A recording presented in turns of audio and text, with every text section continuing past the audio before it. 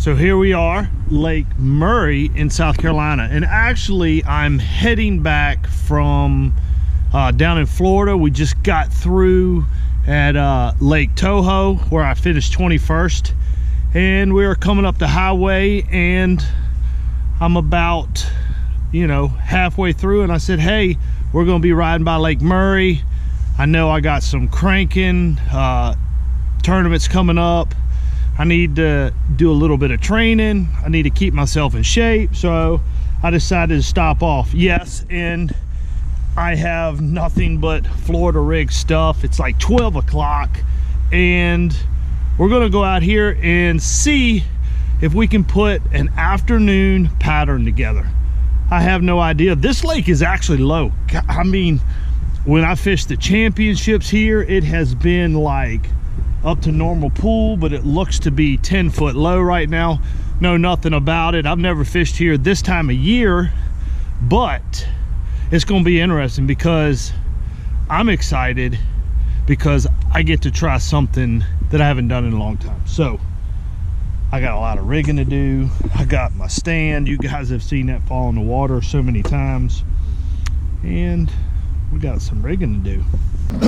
All right, so conditions are right now, as you can see, we have no wind, and a lot of times when you get into February and March in this region of the country, you want wind. Wind is always in your favor. Wind plays a lot of role in where you're going to fish, the choices that you make. Wind can develop patterns, but right now you see we got slick as glass. I don't know, air temperature might be, I don't know, 70 degrees. I think it said in my truck before I launched it. So a lot colder than it was in Florida, but right now it looks a little bit dirty from what I remember, and we're at the dam. So I'm gonna go up and ride and take a quick pass through the lake, just see what color water we got, where the water color changes, because I know if it's this, and this is not dirty, okay guys, it's not like dirty, but I know if it's this color water down towards the dam, it's probably pretty muddy down that way. The lake's low, so we're just gonna start fishing and see if we can develop something that we can go through, lead on the rest of the day. So, all right, first spot we're choosing, as you can see, hopefully you can see how this deep water pulls in. We got a flat point. Now remember, this lake is 10 foot down, so a lot of these numbers that are on here, I gotta subtract 10 feet off of it. So right now we're gonna just try to crank this point right here. That's what this looks like. See if we can establish something.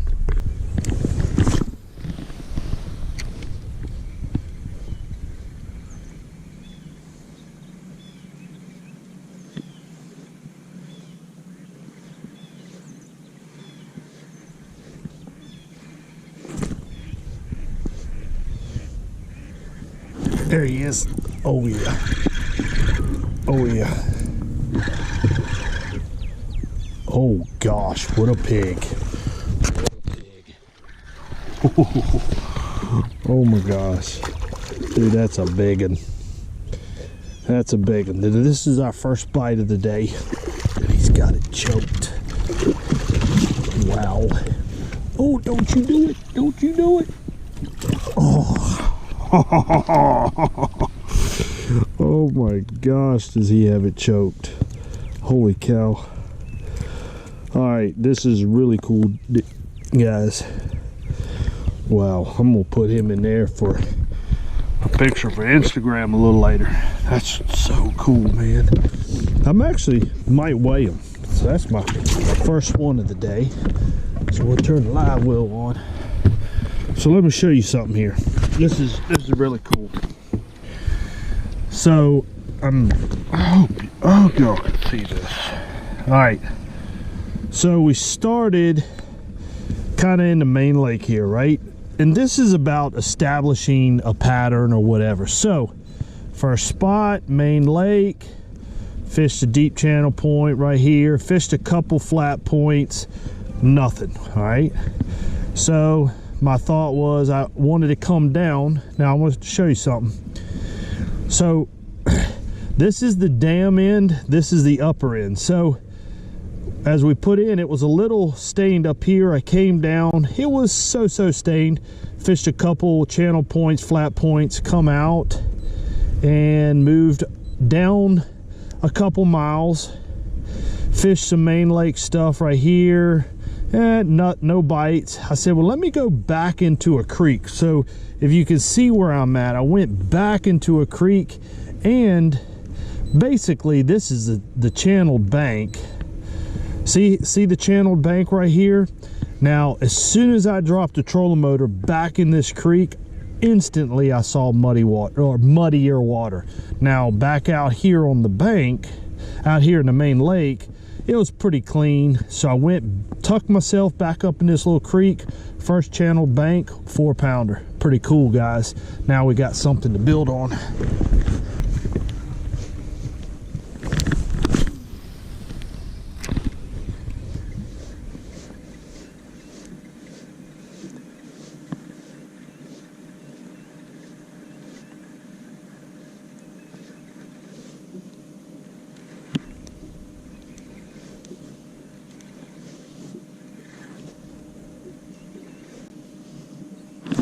There he is.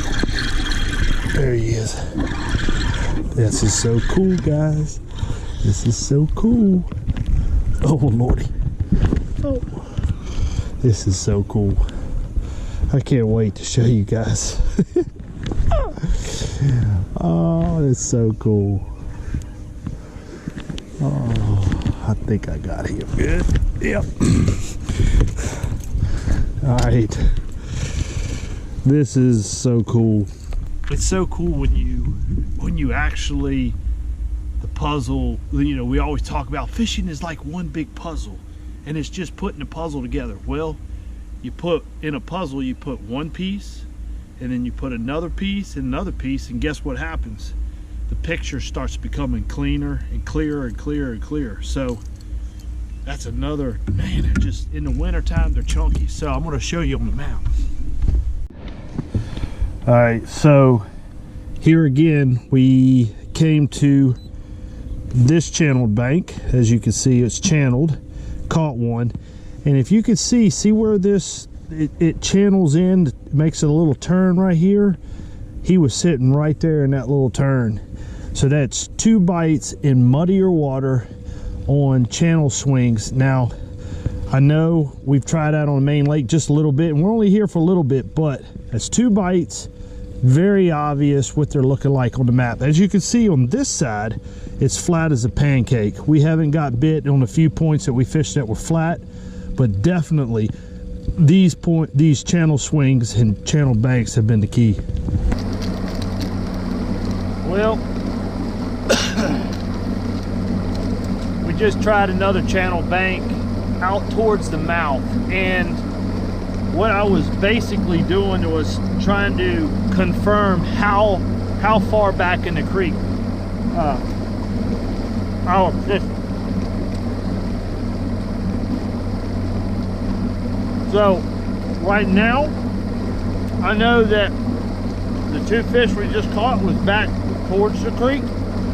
I came out here to the mouth at another channel bank just to see, and we never had a bite. So guys, what do you think my choice would be next? It's definitely not the main lake. It's definitely not at the mouth. So our next choice is going to be what? Back end of a creek channel. So that's what we're going to do.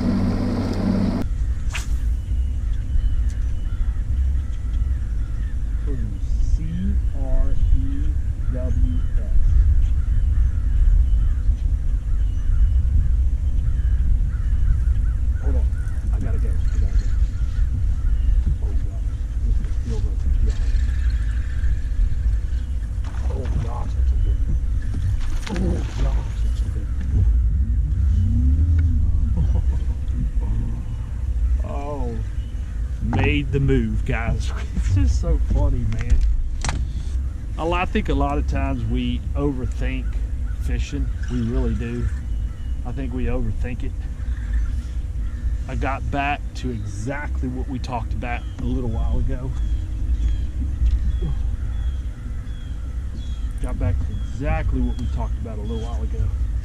Oh gosh. Wow.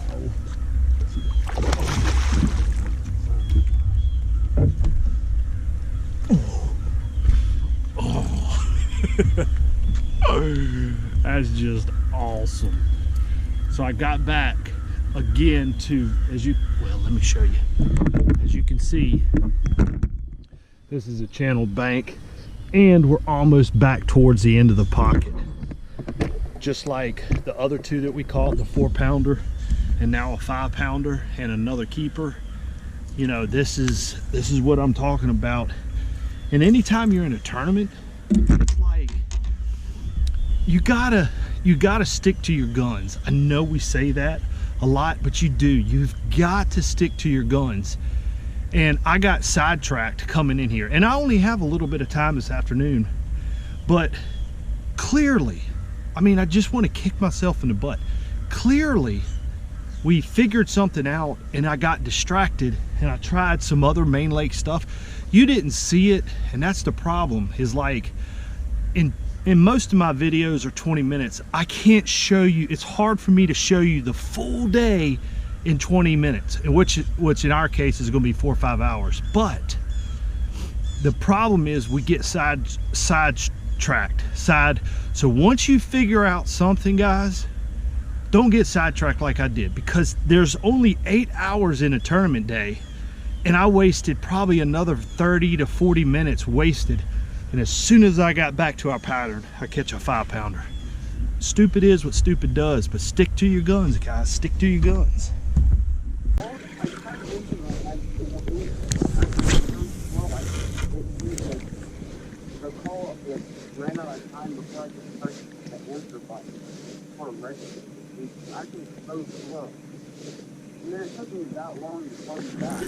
Oh, I gotta go. Oh gosh, there's another good one, I think. Oh my gosh, this pattern is like so obvious. Oh my gosh, that's another good one. This pattern is like, it's just, I can't wait to show you guys on the map, man. I love it when you can almost call your shot. Oh no. Oh shoot, I got too confident on that one. Gosh.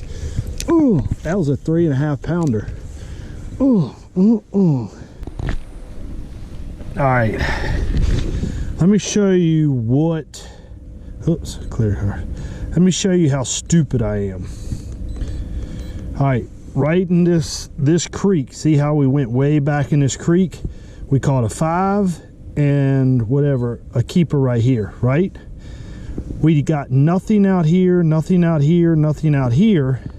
I came around, I wasted time on the island, and then instead of coming all the way back here, right? Instead of coming all the way back here, I stopped out here, fished out here, fished out here, fished out here, nothing, knowing that, you see this real steep channel bank, knowing that that's where they were going to be at. I catch a 5-pounder and I lost a 3.5 pounder right there. So if you stick to your guns, guys, I fault myself at this all the time, because my training has always been, let's go find some fish and kind of leave them alone for the tournament. And I don't get many tournament days to actually bear down on them. But if I would have stick to my guns, I can fish a lot more efficient, a lot more productive time if you stick to your guns. Stupid is what stupid does.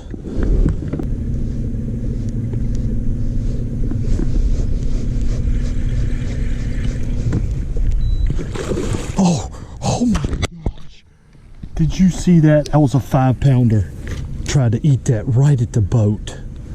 Oh my gosh. I'm not sure if that fish was in on the screen, but it was legit 4 to 5 pounder that come up right at the end of the cast. And of course, one more just to emphasize to you guys, see this deep channeled bank right here with that little swing? That's where she came. So, you know, let's rewind real quick. You know, 1, 2, 3, 4, 5, and you can see the pattern now, like literally in the back end, the back end, the back end. And guys, where do you think we would go next, huh? Kind of a no-brainer. You see this big drain coming up in here? Let's come around this point and let's look at that. That looks like a, that's, let's see. I mean, that's a steep drain coming up in there, so probably on this channel and that channel. Let's go see.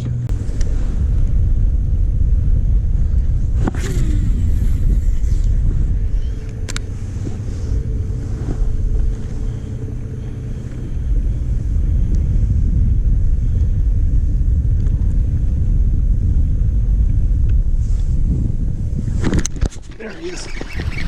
There he is. I see the fish. Oh my gosh, look at the screen, guys. Look at the screen right here. They are loaded right there, and I don't know what they are. We got, oh my gosh, look at the screen.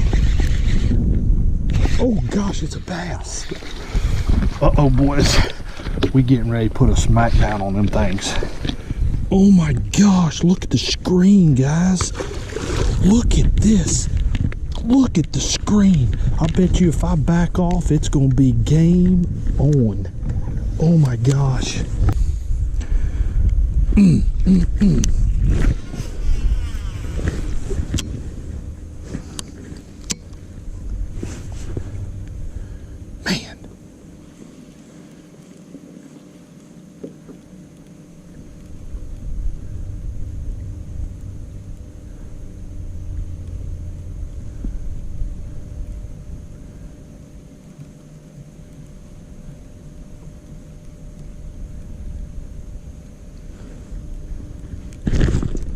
There he is.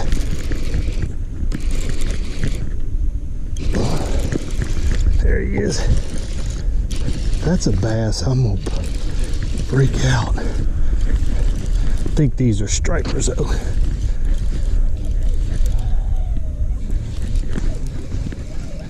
Yep, stripers.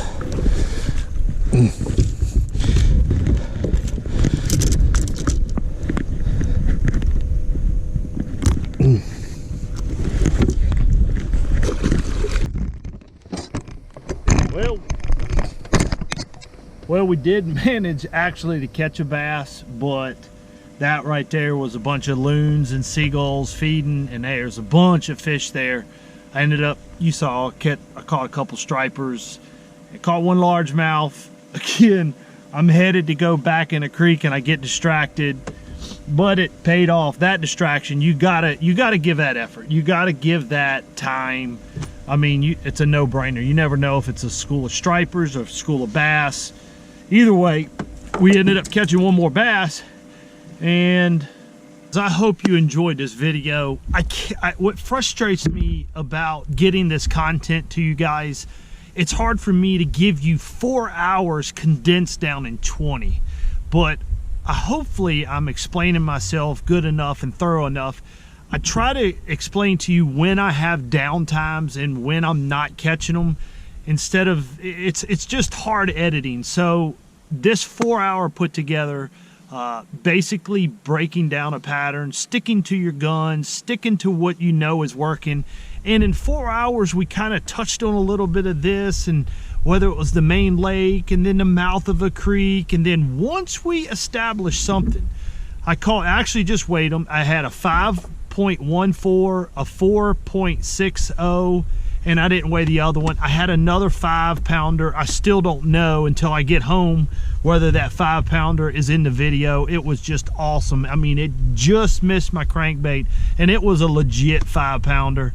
and I lost that 3-pounder. So within a couple hours, once I established something, I mean, think about it. I had a 5, almost another 5, a 3, that's 13, another 5, 18. I had 20 pounds of bass once we established that pattern. So guys, I know I say it, I appreciate you guys liking, subscribing, and commenting. If you haven't seen any of the professionals finding 5 lures, make sure you check that out. That's been a fun video content that we've been doing here lately.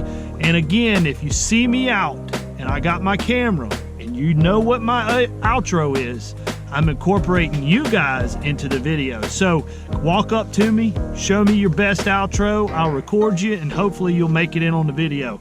So for now, I'm the only one doing the outro now because I don't have enough of you guys giving me the outro. So here we go.